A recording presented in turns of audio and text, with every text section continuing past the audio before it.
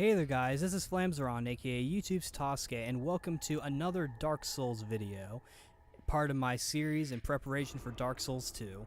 In this video, I'm going to be sharing with you guys some of the things that I hope they improve or do in Dark Souls 2.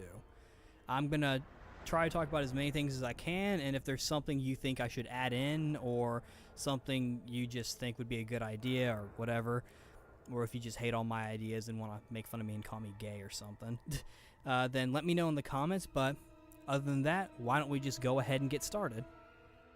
To start off with, one thing I'd like to see them change for Dark Souls 2 is elemental weapons actually having their element, whether it be a burning fire weapon, or an electric lightning weapon, or a crystallized crystal weapon, or and so forth.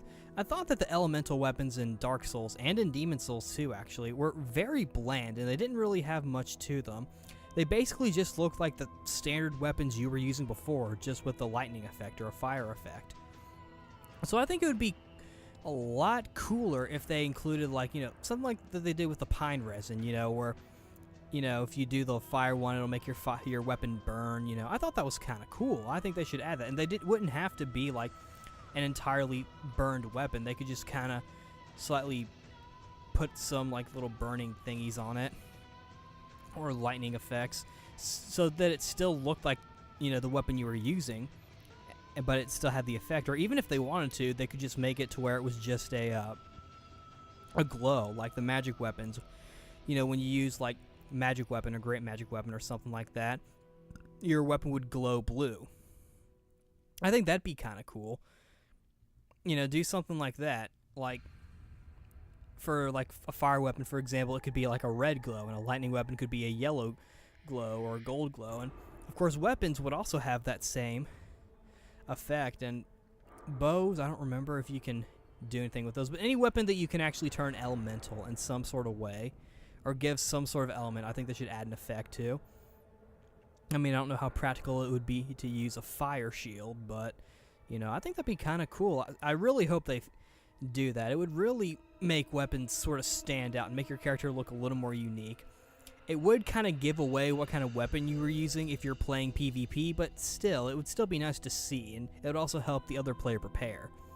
Overall, I just think it would really look nice for elemental weapons to have an effect on them. Another thing I'd like to see in Dark Souls 2 is the story told through character dialogue and not the item descriptions. And I know a lot of hardcore Dark Souls fans are going to be like, no, that's ruining what Dark Souls is. Dark Souls is supposed to be cryptic. That is true, but not that many people look through item descriptions. Like, I honestly feel like it was just clutter at that point. It was nice, and it's definitely interesting for certain items, but not for every single item. I feel like the majority of the lore and story was told through the item descriptions, and not so much the character dialogue, which is what Demon Souls did, I felt like, which I actually preferred, because I like talking to the NPCs, and I feel like I want to kind of get to know them a little bit. Maybe not necessarily get to know them, but I feel like they're just interesting characters, and I kind of want to know what they have to say. And one way they could keep everything cryptic, perhaps, is, going with the whole good guy, bad guy kind of thing. Basically what I mean is, like, because some characters will lie to you, and they'll stretch the truth or just completely throw you off entirely. And that'll kind of help the storyline be cryptic, because then, do I trust this character, or do I distrust them? What do you do? It ends up becoming your call. And from what I understand, the directors of Dark Souls, both Miyazaki and the new ones for Dark Souls 2, want the player to kind of make their own story and sort of immerse themselves into the game, which they could do by letting the player make their own deductions entirely based on what the characters are saying. I think that would be much more interesting than just reading just what is basically textbook facts, even if they are cryptic. And they could have some stuff be, item descriptions, or even, like, readable books like in Skyrim or something.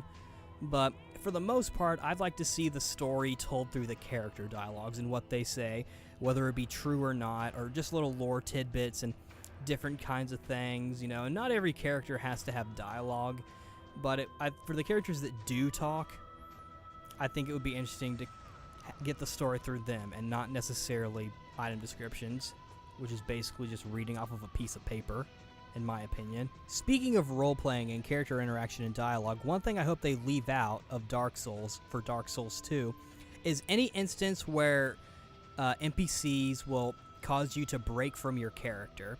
If you're role-playing as a certain character, you know, if you want to be a good guy or a bad guy, you know, you don't want to break from that. You know, you want to be a certain character. I feel like Dark Souls forced me to break from my good guy, Holy Knight Paladin character.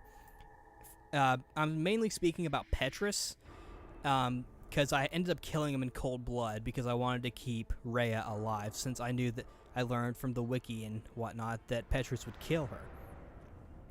And I feel like, you know, because, I mean, the game obviously doesn't know that I have that extra information, so they can't tell that I'm, you know, trying to pull a Trunks or something and trying to save the future. For all the game knows, I'm just killing someone in cold blood. So, and that's fine if having you kill NPCs if you're trying to have a certain goal like this, but maybe some way to find out.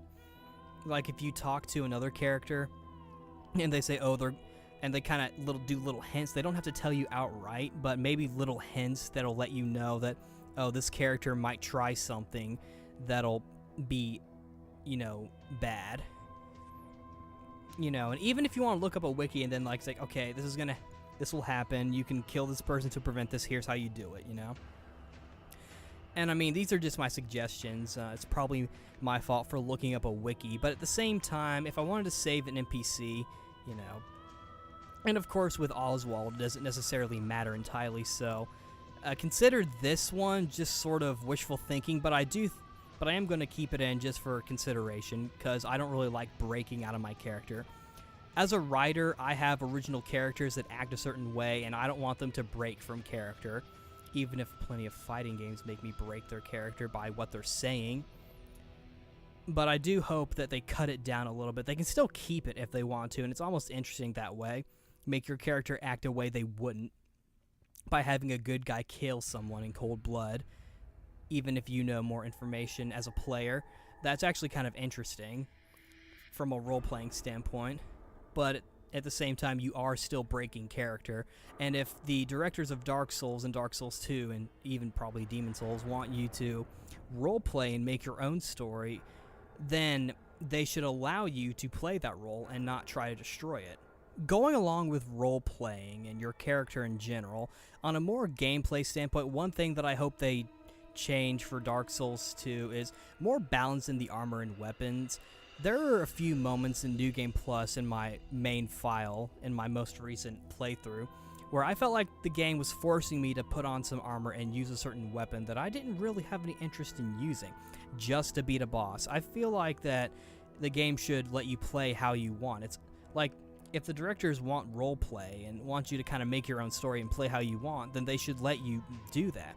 I'm not saying they should let like the weakest weapons be really strong, or letting like just a dinky sword be more powerful than a two-handed sword or a great axe, but have balance to where, you know, all weapon types can be efficient and useful and win against bosses. Like, I've been pretty happy with the Baldur side sword, my lightning Baldur side sword in Dark Souls. It's been doing a lot of damage and I really enjoy it, but even still, like, I had to switch to another weapon, specifically the man serpent lizard guy sword thing, which, you know, Epic Name Bro pointed out in his video that it was actually a really good weapon, so I started using it and it turned out to be really good. But the thing is, that's not the kind of weapon I want to use.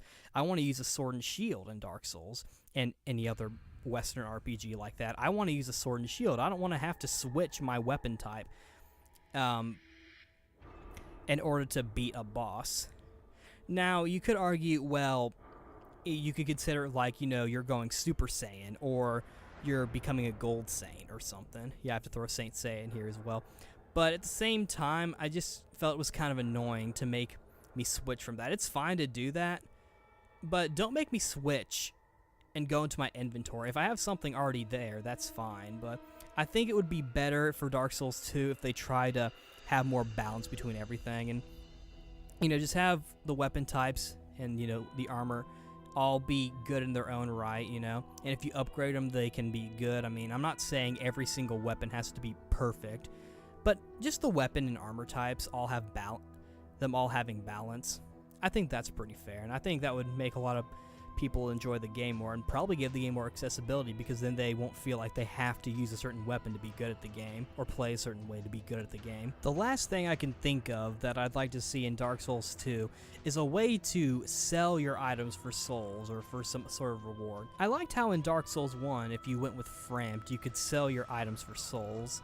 Basically loot or any item you didn't want, and they had different values. You could even sell souls for what they were worth if you just wanted the value instead of actually using the soul and getting the bonus from that. Anyway, this is especially useful when doing New Game Plus and getting the same kind of drops and same kind of loot that you find from doing the same kind of quests over and over. So you end up getting multiple weapons and items and rings and whatnot.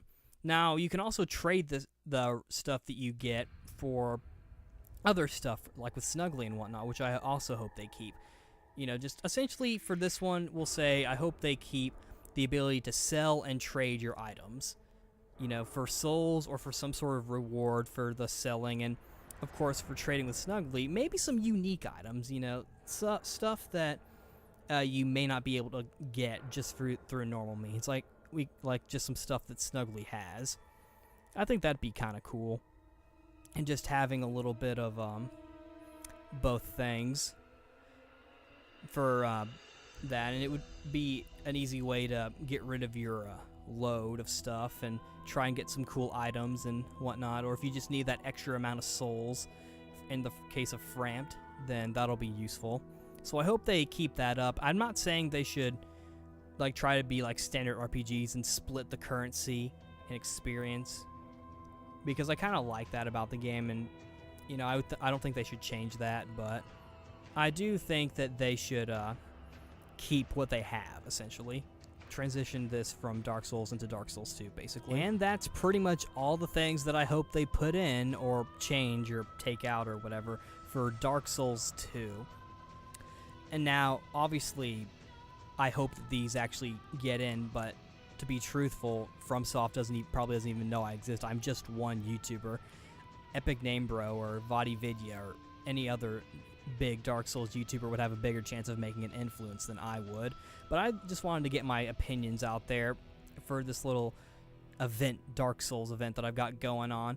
Anything that I didn't mention that you might think of, I either forgot, or I didn't agree, or I've seen that they are already starting to put it in, from what we can tell from the Dark Souls 2 gameplay footage. Like, for example, the switching of the bow, they started to fix. Improving dual wield, they also seem to fix. Having other healing items besides the Estus flasks and healing magic, they put in. And probably the biggest one of them all, the atmosphere. I could have maybe thrown that into this little bunch just because, you know, there's only so much we were shown, but I feel like they're starting to fix up the atmosphere and make it more eerie, like in Demon Souls, and I hope that's the case, because that's one of the things that attracted me to Demon Souls when I first played it. The atmosphere was just really eerie and really spooky and really fucking cool. But in the event that I forgot something, or you disagree with me or whatever, leave a comment, let me know what you think, and I'll take a look at it and maybe do an amendment to this thing, or maybe I'll just respond to it in the comments saying, hey, this is a good idea, or hey, I don't like this idea, or whatever. So yeah, that's pretty much it. So I guess I'll see you guys later. Oh yeah, I did forget something. Patches. You gotta have patches. It's not a Dark Souls game if there's no patches. That's just the way it is. Until next time.